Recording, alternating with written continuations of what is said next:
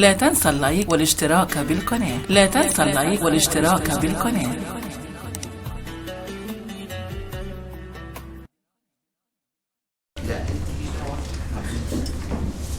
بسم الله الرحمن الرحيم.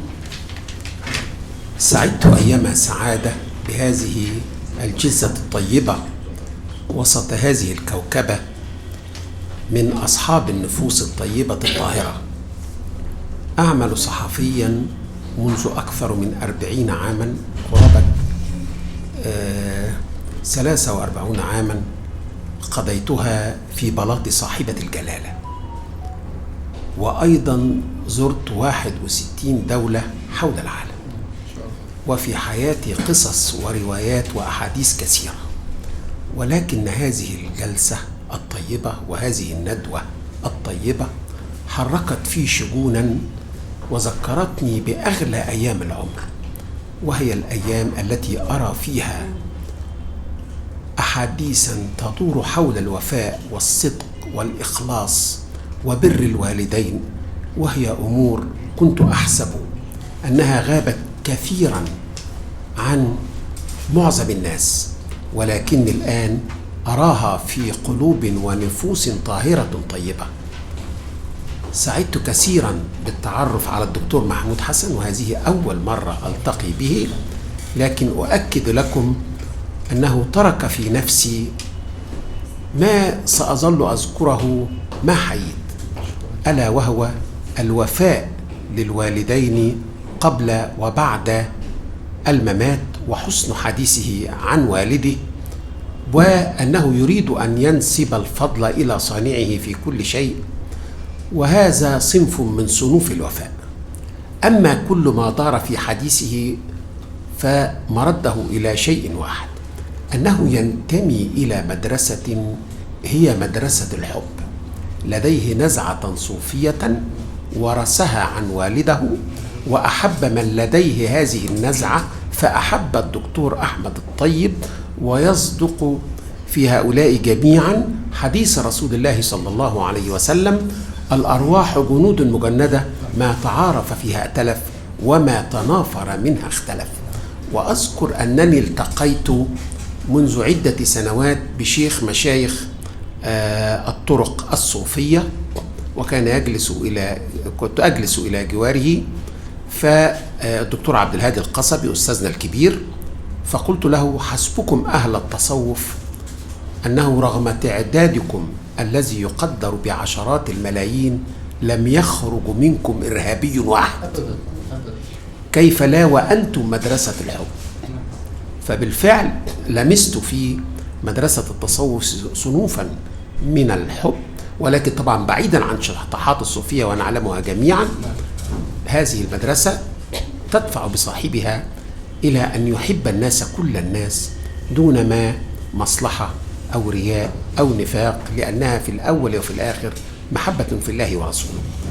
ما لمسته في أستاذنا الكبير الدكتور محمود كان بوسع أن نتحدث عنه ساعات، لكن أقول لك وأؤكد لك أنني لن أنسى لك هذا الحديث الطيب عن والدك، وجعلها الله في ميزان حسناتك وحسناته، ونحسبه من أهل الجنة بإذن الله. أما عن زميلتي الغالية الأستاذة نجوى عبد العزيز، أعرفها جيد المعرفة، وتكاد تكون واحدة من أفراد أسرتي وعائلتي، فلها مني كل الاحترام والإعزاز والتقدير، فلها مسيرة صحفية متميزة تتميز بالدأب الشديد. ومن تميز الصحفي أن ينتزع المعلومات من المصدر، وأن يكون محل احترامه وتقديره، حتى يستطيع أن يخرج منه بمادة علمية دقيقة. وأذكر لها مواقف كثيرة، لكن لضيق الوقت سأوجز، فضلا عن أنني أؤثر في مثل هذه اللقاءات أن أكون مستمعا وقبل أن أكون متحدثا حتى أستفيد كثيرا من جموع الحاضرين. أذكر كان هناك مستشار يربطنا به صلة طيبة، المستشار عادل عبد السلام جمعة، وهو أشهر قاضي جنايات في مصر، قضى في أعداد كبيرة جدا من القضايا محل اهتمام الرأي العام، وأذكر أن صديقنا المشترك الأستاذ أحمد أيوب رئيس تحرير مجلة المصور حاليا قال له أمامي: أريد أن أجري معك حديثا. قال له: ماذا تقول؟ القضاة لا يدلون بأحاديث ولا يعقبون على أحكامهم. قال له: لماذا أدليت بحديث كبير مع نجوى عبد العزيز ونشر بجريدة الشرق الأوسط؟ قال له: بشتري نفسي. فإذا من كثرة المودة والاحترام أعلم قدر مكانتها في الوسط القضائي. موقف آخر عاجل أقوله عنها أيضا: من كان يتابع أحداث 25 يناير وخدع فيها كثير من الناس، فكان أول من أيقن أن هذا الأمر ليس صحيحا، والإيجاز الشديد ل 25 يناير قاله الرئيس عبد الفتاح السيسي: تشخيص علاج خاطئ لتشخيص خاطئ. كان أول من بكى واعترض على هذا الأمر زميلاتي الأستاذة نجوى عبد العزيز في التلفزيون المصري على الهواء مباشرة، أبدت اعتراضها الشديد جدا على مدى أيام 25 و28 و30 وفبراير وجمعة الغضب وجمعة الزعل، وكل هذه الأشياء كانت تبدي انتقادا شديدا على الهواء مباشرة لما يجري ويحدث، حيث أوهموا الناس أنهم يقومون بعمل ثوري. ليس من الثورية في شيء أن تحرق مجمعا علميا، ليس من الثورية في شيء أن تقف في شارع محمد محمود لتلقي المولوتوف وتهتف وتقول سلمية سلمية. لكن كان من قلائل هم الذين أيقنوا هذا الخطأ الجسيم في حق الوطن، وكانت بينهم زميلتي العزيزة أقرأ خواطرها الكثيرة التي تكتبها في جريدة الوفد، وكلها مليئة بالحرص على الصالح العام والحرص على مصلحة الوطن، عشق تراب هذا الوطن، الوفاء من جانبها لزملائها ولزميلاتها وكل من يعرفها. أعتذر لأني جئت مؤخرا وألوم نفسي لأنني حرمت من أن أستمع إلى ما سبق ذكره وقوله، لكن سأعود إلى زميل الفاضل وأحاول أن أراجع ذلك في الفيديو المصور. لكن بحيي أستاذي الفاضل الدكتور محمود وزميلاتي العزيزة الأستاذة نجوى عبد العزيز، وأحيي حضراتكم فردا فردا دون أن أستثني منكم أحدا، وأعتذر بشدة إذا كنت قد أطلت، وأعتذر بشدة لأني لا أجيد الحديث. شكرا والسلام عليكم. من لا يشكر الناس لا يشكر الله. هذا كثير يا فندم. هذا شرف لينا، ربنا يخليك. شكرا. ربنا يخليك. تمام. هذا كثير يا فندم. هذا كثير. استاذ حسام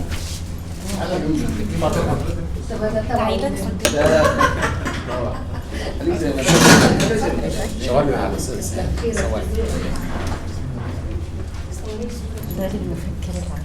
طبعا شرف كبير ليا يا فندم.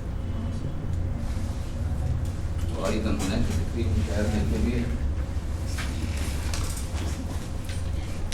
أستاذ محمود حسن. ألف شكر. حضرتك قدمه لي يا استاذ حسام.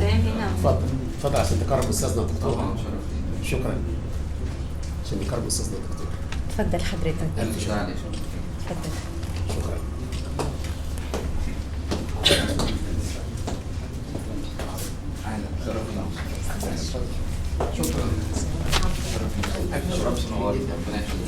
طبعا اقل ما يعني اقدمه لاستاذنا علي حسن واستاذنا الكبير محمود حسن ده التقدير من ده مفكر عربي، وده دير استاذ ايام. اتفضلي. لو سمحت لو سمحت سيبي الكاميرا وتفضل. تعالى هنا.